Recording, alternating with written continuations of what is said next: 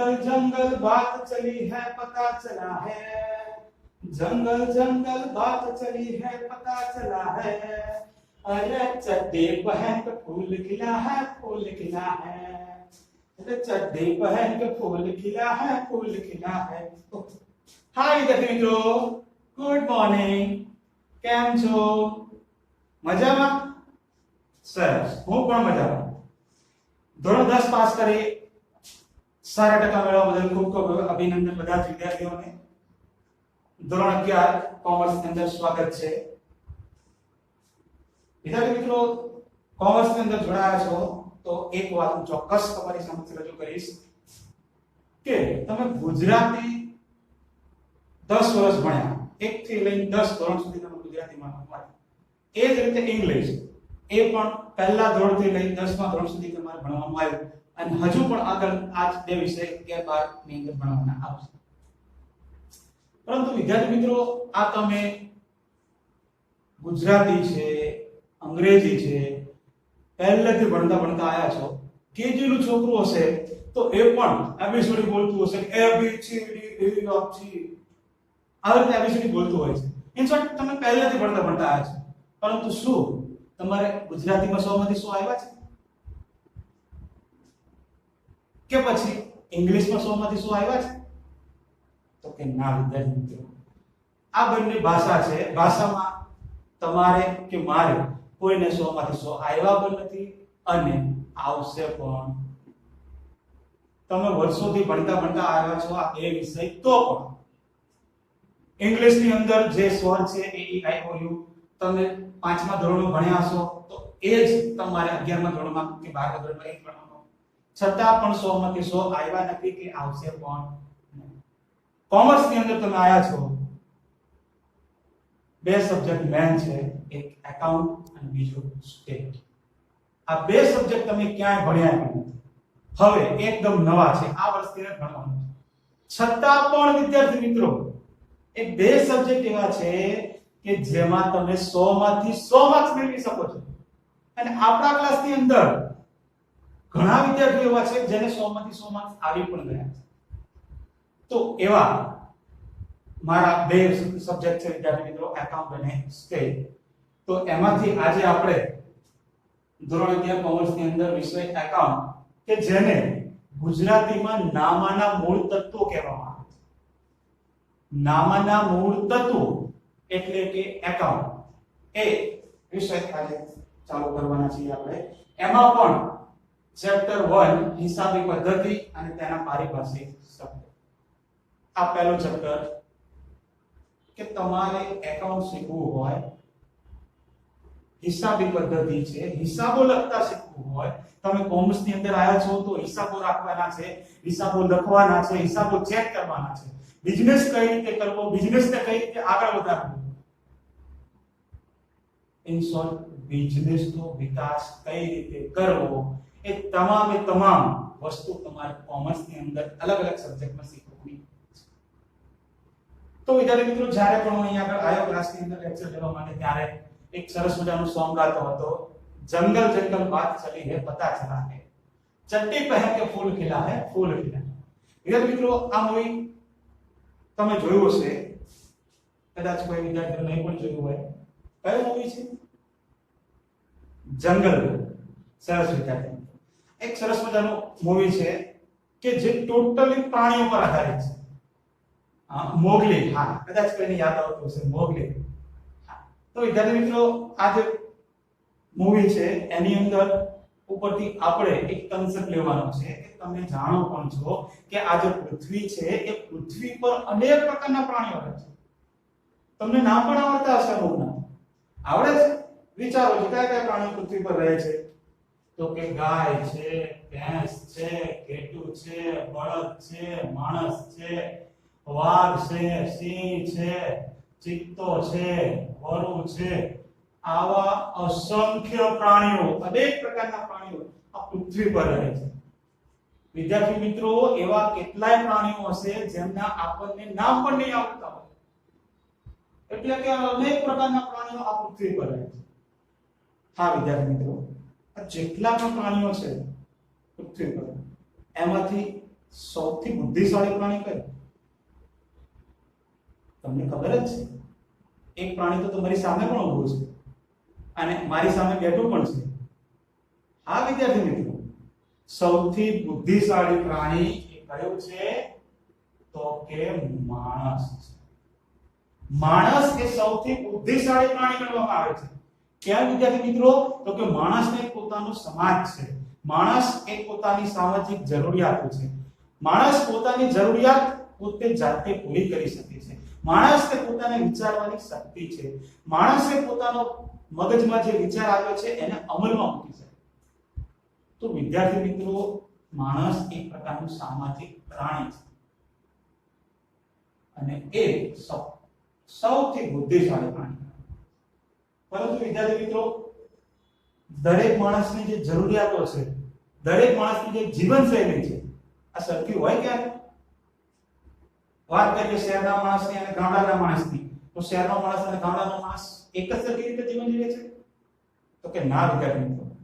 શહેરનો માણસ હશે, સવારે ઉઠશે, 9-10 વાગે ઓફિસે જશે, આખો દિવસ ઓફિસમાં કામ કરશે, સાંજે પાછું રિટર્ન આવશે. વાત કરીએ ગામડાના માણસને, તો ગામડાનો માણસ સવારે ઉઠશે, ખેતરે જશે, ખેતરે આખો દિવસ કામ કરશે, સાંજે પાછો રિટર્ન આવશે. જોઈ વિદ્યાર્થી મિત્રો, માણસની જીવનશૈલી કેવી છે? અલગ અલગ છે. જીવન જીવવાની રીત બોલે તો જીવન છે, આ અલગ અલગ છે. એ જ રીતે જરૂરિયાતો પણ અલગ અલગ છે. કોઈની જરૂરિયાત સરખી હોતી નથી. કોઈને સેમસંગ નો મોબાઈલ જોઈતો હોય તો કોઈને એપલ નો મોબાઈલ જોઈતો હોય, કોઈને કોમ્પ્યુટર જોઈતું હોય તો કોઈને લેપટોપ જોઈતું હોય, કોઈને ગાડી જોઈતી હોય તો કોઈને લાડી જોઈતી હોય. હા વિદ્યાર્થી મિત્રો, લાડી. દરેકની જરૂરિયાતો કેવી છે? અલગ અલગ. કોઈની જરૂરિયાતો સરખી હોતી નથી. તમામે તમામ દરેક માણસની જરૂરિયાતો અલગ અલગ જ હોય છે. પરંતુ વિદ્યાર્થી મિત્રો, તમારે કોઈ પણ જરૂરિયાત પૂરી કરવી છે, તમારે મોબાઈલ લેવો છે, કોમ્પ્યુટર જોઈએ છે, ગાડી જોઈએ છે, લાડી જોઈએ છે, કોઈ પણ વસ્તુ તમારે મેળવવી હોય તો એના માટે એક વસ્તુ એવી છે કે તમારી પાસે હોવી જોઈએ. કઈ એ વસ્તુ છે? વિચાર આવે છે મગજમાં? કોઈ પણ વસ્તુ તમારે જોઈતી હોય તો એના માટે એ વસ્તુ તમારી પાસે હોવી જોઈએ. હા વિદ્યાર્થી મિત્રો, વિચાર કરો કે કઈ વસ્તુ એ છે તમારી પાસે હોવી જોઈએ. હા વિદ્યાર્થી મિત્રો, તમને વિચાર આવી જ ગયો હશે કે આના વગર કશું જ ચાલવાનું છે નહીં. કઈ વસ્તુ છે? નાણું, રૂપિયા, પૈસા, મની. આ તમારી પાસે નહીં હોય તો તમે એક પણ જરૂરિયાત તમારી પૂરી કરી શકશો નહીં. હા, પરંતુ વાત કરું વિદ્યાર્થી મિત્રો, જ્યારે તમારી પાસે નાણું નહોતું, નાણું હતું જ નહીં આ દુનિયામાં, તો કઈ રીતે વ્યવહાર થતો હશે? કઈ રીતે લેવડ દેવડ થતી હશે? એવો કોઈના મગજમાં વિચાર આવ્યો કે જ્યારે નાણું હતું નહીં? કોઈ વિદ્યાર્થી કે સાહેબ સોના ચાંદીના સિક્કા હતા, તો ના, એ પહેલા પણ જ્યારે સોના ચાંદીના સિક્કા નહોતા એ પહેલા પણ વ્યવહાર કઈ રીતે થતો હશે? આવ્યો કોઈના મગજમાં વિચાર? કદાચ ક્યાંક તમારે આગળ ભણવામાં પણ આવ્યું હોય. તો વિદ્યાર્થી મિત્રો, જ્યારે નાણું નહોતું ત્યારે માણસ પોતાની જે અલગ અલગ જરૂરિયાત છે એ પૂરી કરવા માટે એક પદ્ધતિનો ઉપયોગ કરતો હતો. એને સાટા પદ્ધતિ કહેવામાં આવે છે. શું કહેવામાં આવે છે? સાટા પદ્ધતિ. આ પદ્ધતિનો ઉપયોગ કરીને માણસ પોતાની જરૂરિયાતો પૂરી કરતો હતો. તો વિદ્યાર્થી મિત્રો, સાટા પદ્ધતિ એ શું હશે? વિચારો છે મગજમાં. કોઈની મગજ સારું હોય, બુદ્ધિ સારી હોય તો ફટાફટ ખબર પડશે કે માણસ પોતાની જે જરૂરિયાતો છે અલગ અલગ એ પૂરી કરવા માટે જ્યારે નાણું નહોતું ત્યારે સાટા પદ્ધતિનો ઉપયોગ કરતો. તો આ સાટા પદ્ધતિ કોને કહેવામાં આવે છે એ તમારે વિચારવાનું છે.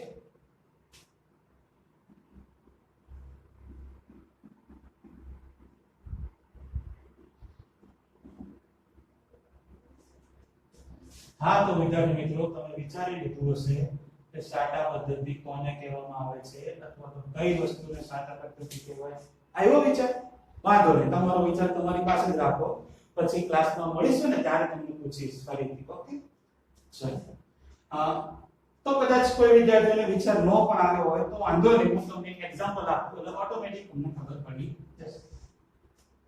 તો વિદ્યાર્થી મિત્રો, હું અહીંયા આગળ બે વ્યક્તિઓ લઉં છું. એક તરફ લઉં છું ખેડૂત કે જેના વગર આપણો દેશ ચાલે નહીં, અને બીજી તરફ લઉં છું આ દરજી. ખેડૂતનું કામ શું છે તમને ખબર જ છે. ખેડૂત ખેતી કરે છે અને અનાજનું ઉત્પાદન કરે છે. દરજીનું કામ શું હોય છે એ પણ તમને ખબર જ છે કે કપડા સીવવાનું કામ હોય છે અને કપડા વેચવાનું પણ કામ હોય છે. હવે સમજો વિદ્યાર્થી મિત્રો કે જ્યારે આ પૃથ્વી પર નાણું નહોતું ત્યારે જે વ્યવહારો છે એ વ્યવહારો કેવી રીતે થતા એ તમારે અહીંયા આગળ સમજવાનું છે. એટલે કે હવે અહીંયા આગળ આ ખેડૂત પાસે અનાજ છે, દરજી પાસે કપડા છે. ખેડૂતને પહેરવા માટે કપડા જોઈએ છે, દરજીને ખાવા માટે, જીવન જીવવા માટે અનાજ જોઈએ છે. તો ખેડૂત પાસે જે આ અનાજ છે એ અનાજ દરજીને આપશે, અને દરજી પાસે જે આ કપડા છે એ કપડા ખેડૂતને આપશે. થઈ ગયું વ્યવહાર વિદ્યાર્થી મિત્રો? ક્યાં આમાં નાણાંની જરૂર ઊભી થઈ? ક્યાં રૂપિયાની જરૂર પડી આમાં? તો કે ના વિદ્યાર્થી મિત્રો, આમાં ક્યાં રૂપિયાની ક્યાં કોઈ પ્રકારની જરૂર પડતી નથી. ખેડૂત પાસે અનાજ હતું, એ અનાજ દરજીને આપ્યું, દરજી પાસે કપડા હતા, એ કપડા ખેડૂતને આપ્યા. બરાબર થઈ ગયું? તો આને સાટા પદ્ધતિ કહેવામાં આવે છે વિદ્યાર્થી મિત્રો. તો હવે અહીંયા આગળ એક પોઈન્ટ લખું છું, એ ખાસ યાદ રાખજો. ખેડૂત પાસે એક પ્રકારની વસ્તુ હતી, અનાજ.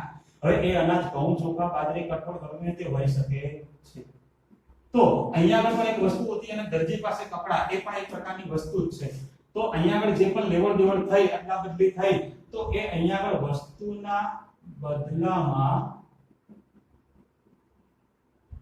વસ્તુની લેવડ દેવડ થઈ છે. પડી ખબર વિદ્યાર્થી મિત્રો? ખેડૂત પાસે જે વસ્તુ હતી એ દરજીને આપી, દરજી પાસે જે વસ્તુ હતી એ ખેડૂતને આપી. એટલે કે વસ્તુના બદલામાં વસ્તુની લેવડ દેવડ થાય છે. તો જ્યારે પણ વસ્તુના બદલામાં વસ્તુની લેવડ દેવડ થાય તો એને સાટા પદ્ધતિ કહેવામાં આવે. વિદ્યાર્થી મિત્રો, એવું જરૂરી નથી કે વસ્તુના બદલામાં વસ્તુ જ હોય. વસ્તુના બદલામાં બીજી કઈ વસ્તુ હોય, સેવા પણ હોઈ શકે. એક્ઝામ્પલ આપો, ખબર પડી જશે. ચાલો, આ તો ફર્સ્ટ એક્ઝામ્પલ. હવે તમને બીજું એક્ઝામ્પલ. ચાલો, એક તરફ આપણે રાખીએ છીએ ખેડૂતને અને બીજી તરફ લઈ લઈએ શિક્ષકને. ખેડૂત ખેતી કરી અનાજ ઉત્પાદન કરે છે અને શિક્ષક પાસે જ્ઞાન હોય છે, હોશિયારી હોય છે, આવડત હોય છે. હવે ખેડૂતે પોતાના દીકરા કે દીકરીને ટ્યુશન રખાવ્યું છે, ભણાવવું છે. ટ્યુશનની તો શિક્ષકની જરૂર પડે ટ્યુશન માટે. હવે પહેલાના સમયમાં તો રૂપિયા હતા નહીં, એની વાત કરીએ છીએ આપણે. તો અહીંયા આગળ ખેડૂત પાસે જે આ અનાજ છે, રૂપિયા તો છે નહીં, તો એ અનાજ કોને આપશે? શિક્ષકને આપશે. કારણ કે શિક્ષકે પોતાનું ગુજરાન તો ચલાવવું પડે, ખાવું તો પડે જ, એના વગર ચાલે નહીં. અને શિક્ષક પાસે જે આ જ્ઞાન છે એ જ્ઞાન આ ખેડૂતના દીકરા કે દીકરીને આપશે. થઈ ગયો એવા વિદ્યાર્થી મિત્રો? ક્યાં રૂપિયાની જરૂર પડી? તો આવી રીતે આ સાટા પદ્ધતિ કહેવામાં આવે છે. જ્યારે રૂપિયા નહોતા, નાણું નહોતું, ત્યારે આવી પદ્ધતિનો ઉપયોગ થતો. હવે વિદ્યાર્થી મિત્રો, અહીંયા આગળ જુઓ, ખેડૂત પાસે એક અનાજ છે, એટલે કે એક પ્રકારની વસ્તુ છે.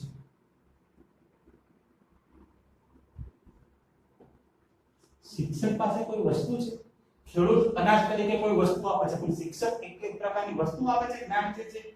તો કે ના વિદ્યાર્થી મિત્રો, શિક્ષક પાસે કોઈ વસ્તુ નથી. એ પોતાનું જે જ્ઞાન છે એ જ્ઞાન ખેડૂતના દીકરાને આપે છે. એટલે કે એક પ્રકારની સેવા કરે છે શિક્ષક. તો અહીંયા આગળ વિદ્યાર્થી મિત્રો, વસ્તુના બદલામાં સેવાની લેવડ દેવડ થાય છે. વિદ્યાર્થી મિત્રો, તમે કોમર્સમાં આયા છો તો એક વાત ચોક્કસ યાદ રાખજો, સેવા.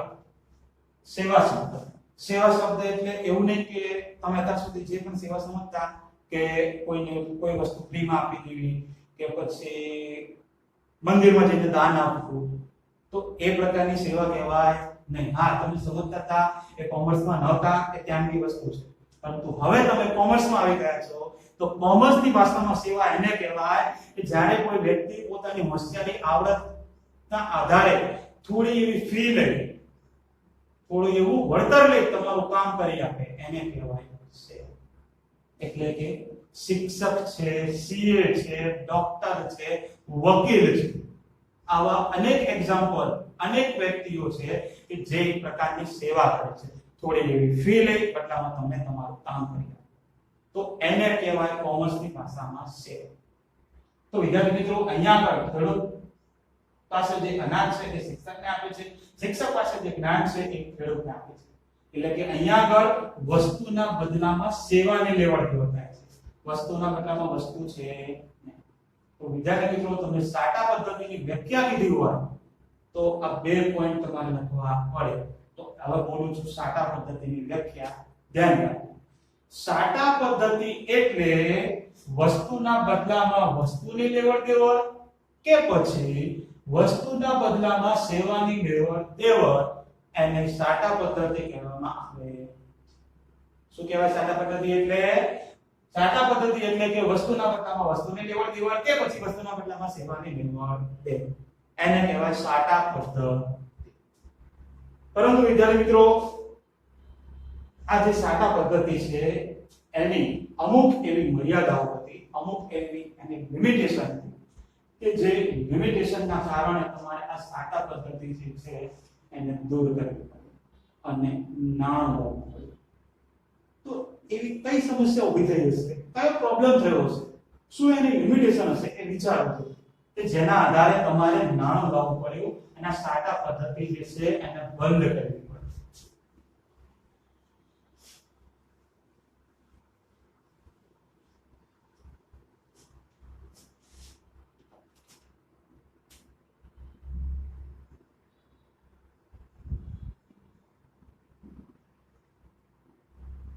હા, તો વિદ્યાર્થી મિત્રો, વિચાર આવી ગયો હશે. વાંધો નહીં, નો આવ્યો હોય તો એક્ઝામ્પલ આપું.